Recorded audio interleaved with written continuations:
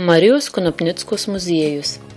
Muziejus, dedikuotas žymios poetės kūrybai ir gyvenimui, buvo įkurtas 1973 metais visuomeninės kultūrinės organizacijos Suvalkija iniciatyva.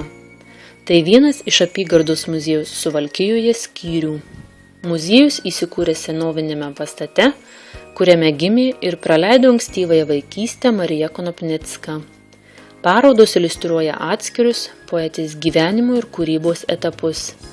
Pirmojoje dalyje pristatomi svarbiausieji Marijos Konopnickos biografiniai įvykiai.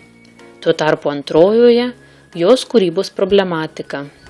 Kita salė yra skirta XIX amžiaus Suvalkų miestui ir laikotarpiui, kurį čia praleido poetė. Muziejuje galima apžiūrėti ne tik nuolatinės ir laikinas parodas, bet ir dalyvauti muziejaus pamokose, nes jis papildomai užsiima edukacinę veiklą bei organizuoja įvairaus tipo edukacinius kultūrinius renginius.